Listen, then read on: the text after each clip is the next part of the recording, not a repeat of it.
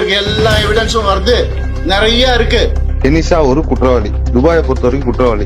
பொம்பளை அப்புறம் மனுஷன் என் மேல ஒரு பிளாக் மார்க் இல்லாம 23 வருஷம் எவனாவது இருக்கானா கேட்டு பாருங்க. பப்ளிக்கா போட்டு அடிச்சிருக்காங்க. பப்ளிக்கா போட்டு அடிச்சிருக்காங்க.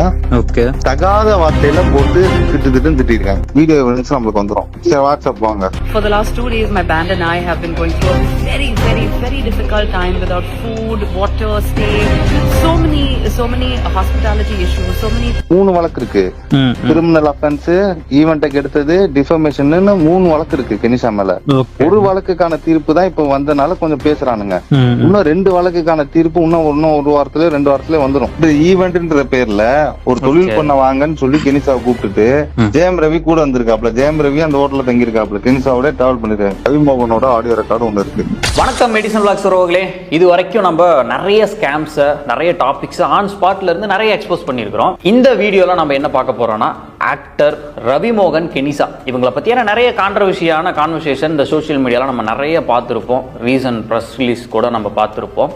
ஆனா இந்த ரவி மோகன், கெனிஷா அவர்களுக்கும் இவர்களால் பாதிக்கப்பட்ட ஒரு பெண்ணுக்கும் இடையே நடக்கக்கூடிய ஒரு பிரச்சனை என்ன, அந்த பிரச்சனை என்ன ஆச்சு, இந்த இஷ்யூ வந்து இந்த கடந்த ஒரு சில மாதங்களாக ஏன் இவ்வளோ ரகசியமாகவே இருக்குது? ஏன்னா இந்த ஒரு விஷயம் இனி எந்த ப்ரெஸ் ரிலீஸ்லையும் இதை பற்றி யாருமே பேசியிருக்கவும் மாட்டாங்க. என்ன நடந்ததுன்னு தெரியாது.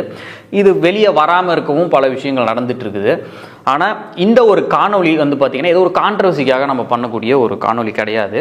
எங்களோட சோர்ஸ் மூலமாக ஆதாரபூர்வமாக ரவி மோகன், கெனிஷா அவர்களுடைய ஒரு டார்க் சைடை பல திடுக்கிடும் ஆதாரங்களோட இந்த ஒரு காணொலியில பார்க்க போறோம். வாங்க பார்க்கலாம். கரெக்டா இல்ல, ஒரு பெரிய மாற்றம்லாம் இருக்கு. எவிடன்சஸ் இருக்கு. ஸ்பாட்ல இவங்க கெனிஷா அடிச்சாங்க இல்லையா, அப்ப 10 பேர் கிட்ட பாத்துருக்காங்க.